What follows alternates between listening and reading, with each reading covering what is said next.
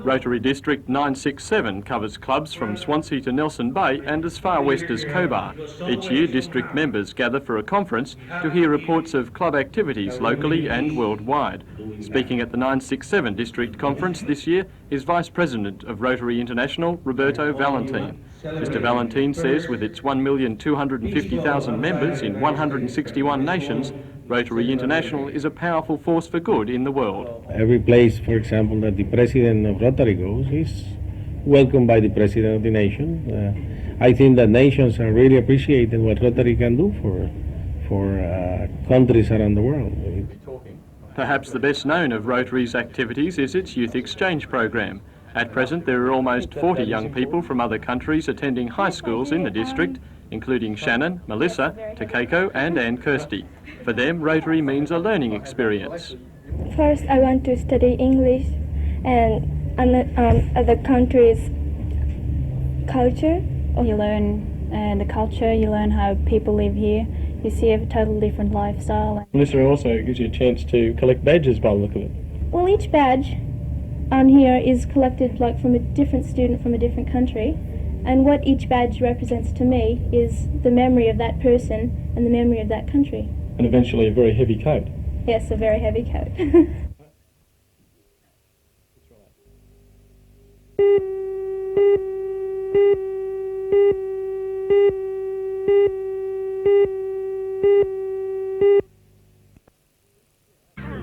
Each year, the entertainment for the public is laid on, but not without extensive rehearsal necessary to achieve split-second timing between performers in the air and those on the ground.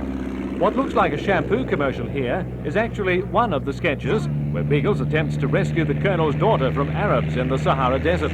How events unfold at Fort El Alamein, I'm not at liberty to disclose, but suffice it to say, the stars of the show will be the club's beloved Tiger Moth aircraft.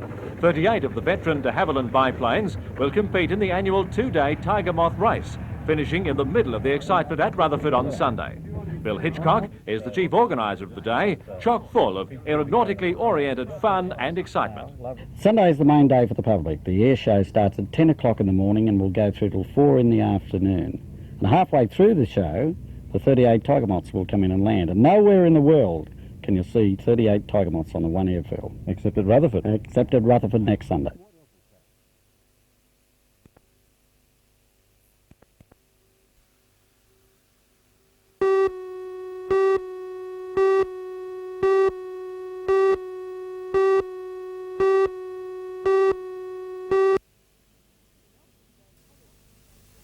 The Nelson Bay Polyclinic has been without doctors since it opened. Local doctors have refused to service the clinic because they have been unhappy about certain terms and conditions relating to operating policies of the clinic and rates of pay for certain services. All that may change as a result of talks yesterday in Sydney. Local doctors met with senior representatives of the Health Department and the AMA for more than 3.5 hours. They came up with a proposal to get the doctors working at the clinic. At this stage, the contents of the proposal aren't being made public. Its implementation depends on ministerial approval. There were problems in relation to both the operating policy and the terms of pay offered for various types of activity. We believe a reasonable compromise that's satisfactory to the Health Department and reasonable as far as we are concerned has been achieved, but again it requires ministerial approval. Do you expect to know within the next week? Oh, I would hope so. But how confident exactly is he will the minister will approve the proposal? Do you have any idea? Oh, well, if one is to believe the goodwill and the mode of or the mood of the meeting held yesterday, we would be hopeful that he would accept such a proposal. And confident?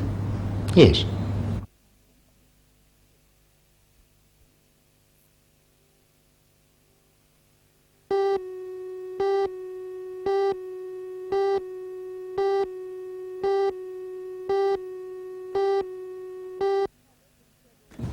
Floods wreaked havoc in several parts of the region this week, and Premier Greiner is urging victims to apply for help through the Family and Community Services Department.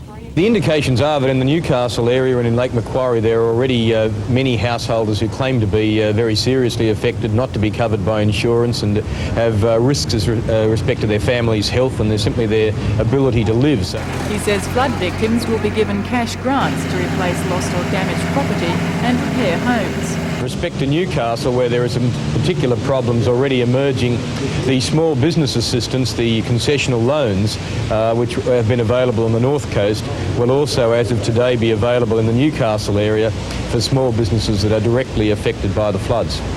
Small businesses unable to obtain finance through normal channels will be given loans of up to $25,000 at 6% interest to replace flood-damaged stock and fittings. As far as roads are concerned, the Premier warns there is a limit to how much can be provided. He hopes the $25 million allocated last month to repair flood-damaged roads will cover the cost of this week's rain. Meanwhile, local authorities attended an emergency meeting with soil conservation experts today in Lake Macquarie. Mayor of Lake Macquarie and member for Swansea, Ivan Welsh, agrees flooding has created a health risk, as he says sewerage which came up with floodwaters may lodge in people's carpets.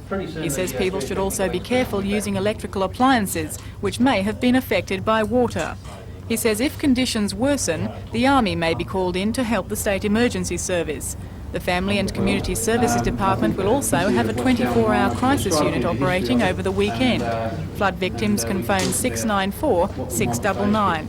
The Stockland Mall at Jesmond was one of the worst affected areas during the flash floods, but has continued trading.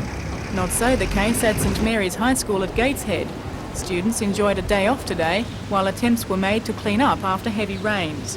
Earlier, this assembly hall was awash. Tide marks on exterior walls showing the height of the water which gushed inside through the roller doors.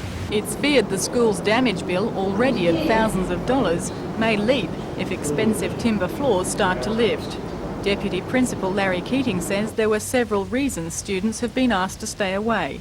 The risk of a child being electrocuted with a lot of the specialist equipment that's in use in the technics area and similarly in the art area. So until such time as we've had an electrician check it all out and say that it's okay to be used, we can't run the risk of allowing the children back into the area.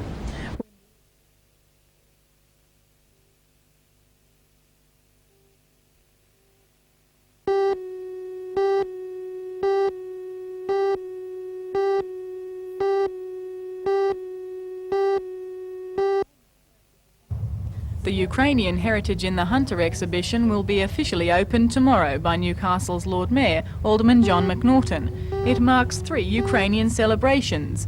First, they're celebrating the millennium of their Christian heritage, adopted 1,000 years ago. This is a replica of an outfit worn by Queen Olga, the first member of the Ukrainian royal family to accept Christianity. The display also celebrates the bicentenary, as well as 40 years of settlement in the Hunter by Ukrainians, now numbering approximately 2,000. Artefacts include musical instruments such as this bandura. The Sanka, the renowned Ukrainian Easter tradition of colourful and decorated Easter eggs, is also demonstrated. It is done in an alternate series of applying wax and colour dyes, special dyes. It is an art form that takes a lot of painstaking time to learn.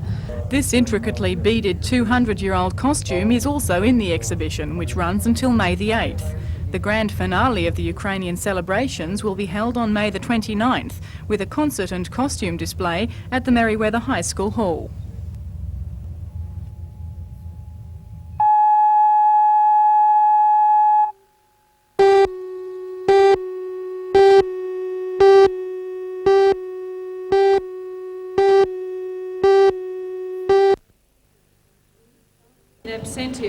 The new Chancellor, now Dr. Justice Elizabeth Evatt, officiated at all 4 ceremonies and was awarded an honorary doctorate. Student graduates are from the faculties of Arts, Education, Architecture, Engineering, Economics and Commerce, Mathematics, Medicine and Science. The university has marked the bicentenary by awarding honorary degrees to a large group of distinguished Australians. They also include James Kirk, Chairman of the Australian Bicentennial Authority. He received an honorary Doctor of Science degree and presented an occasional address. He grew up at I Ties hope Hill, that the but is unemployment now that based in followed all Sydney, the problems overseeing that up we've to had in recent years 70,000 hasn't been too bicentennial much projects. for And Newcastle, is the but bicentennial it's all a he city had hoped it that would be? really... I think I'd have to say it's come out better than I expected. I had a lot of trauma when I took over, and I was concerned that we weren't going to pull together, but I think the nation came together and found itself on January the 26th. Stuff over a lot Warren of years. Pengilly, a trade senior practices, partner books, with a Sydney articles, legal firm, received the various first seminar Doctor of papers, Science degree to be which earned we in the got them all Faculty of together for several Economics and thousand Commerce. pages and put them He in, and someone thought specialises they in were trade worthwhile. practices law, and it's believed he's had an impact on policy. What sort of policy areas do you think you may have had an effect on? Well, I wrote a Master of Commerce thesis here many years ago, and in fact I was the first graduate in the Master of Commerce in the law department here as well. And I know that had an impact on how the Act started, and various times I've made a lot of commentaries, and some have been taken up in legislation. Unfortunately, some of them have not. What are some of the more noticeable ones that we would...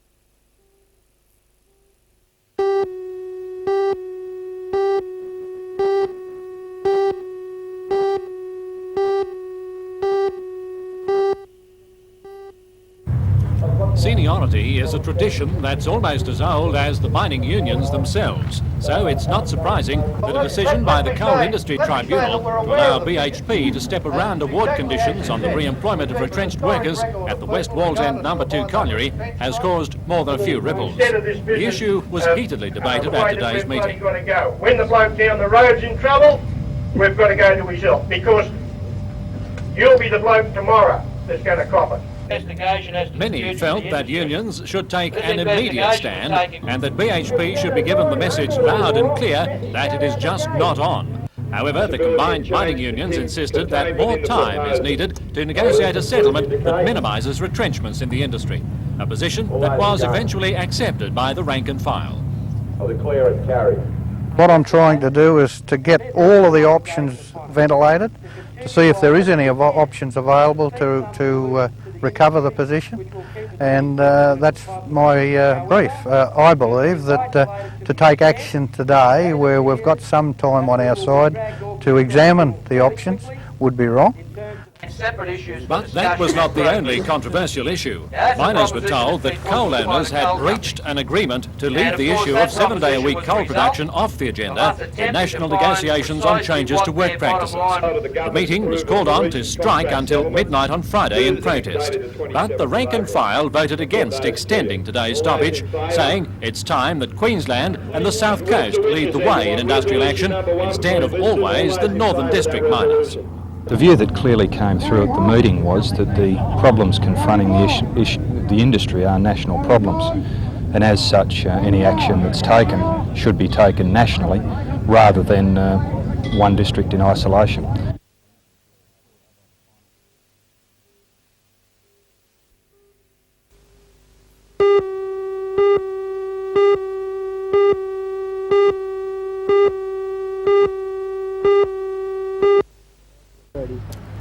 In an age of high divorce rates and many unhappy marriages, counselling agencies such as Centrecare play an important role in our society. At Centrecare, trained staff help couples work through their problems. The counselling sessions have no charge, and donations fall far short of the $86,000 needed each year. This year's books will be easier to balance following the allocation of $20,000 from the Attorney General's Department. Member for Newcastle, Alan Morris, presented the cheque to Director of the Centre, Father Bill Burston. Father Burston says the grant will enable them to maintain their current counselling services, but more could be done if funds were available. It's great to have the extra money, but there's probably a lot more that could be done yet to get people to look at their situation and maybe do something positive before the marriage goes so far down the track that divorce is the only possibility for them. Are there any economic reasons why the government should be putting more into marriage counselling? Oh yes, it is far cheaper to do some preventative work in marriage counselling than it is to afford a divorce with all the legal costs that involves. So we're saying that it is economically better to do some preventative work. With the number of divorces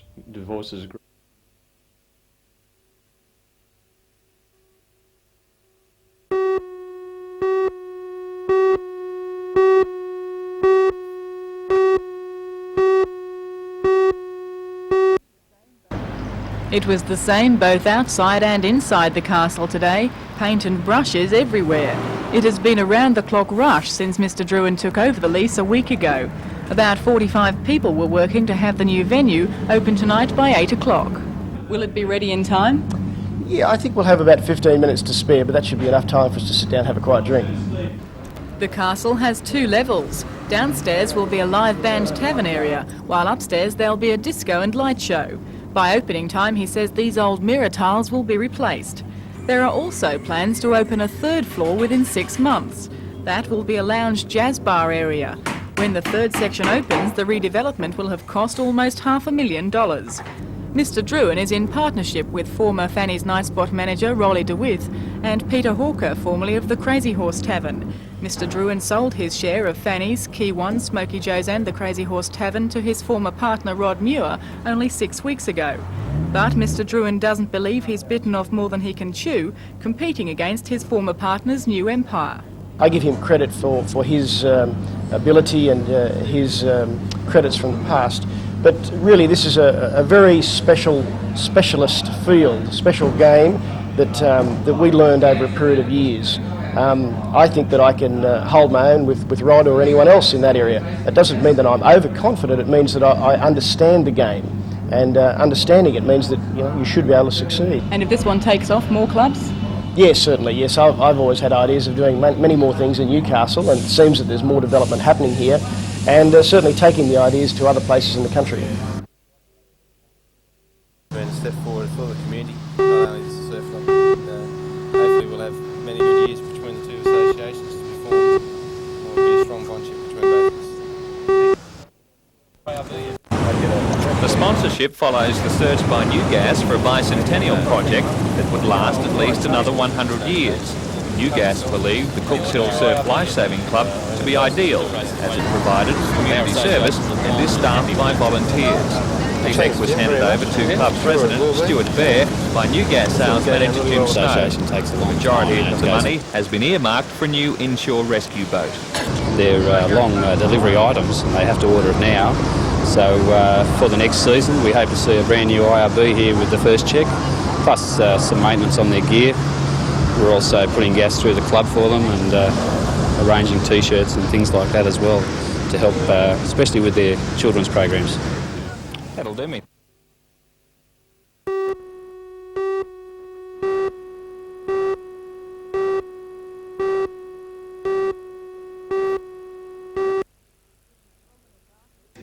Prominent artist Sir Sidney Nolan has especially sent 2 works from his London studio to feature in the exhibition. He's one of the Queen's favourite artists. The exhibition features more than 30 artists from across Australia. They include locals such as Val Anderson, David Baker and John Earl. Prominent Australian artists Arthur Boyd and Brian Stratton are just some of the others who have works displayed. The exhibition is an endorsed bicentennial activity. Many of the works feature Newcastle Harbour and the foreshores, waterways and rivers of Newcastle, Lake Macquarie, Port Stephens and the Hunter Valley.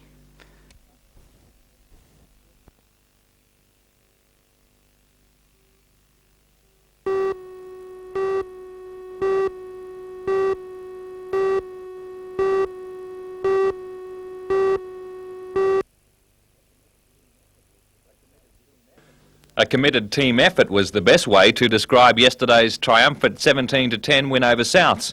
On paper, the Rabbitohs was a better team, but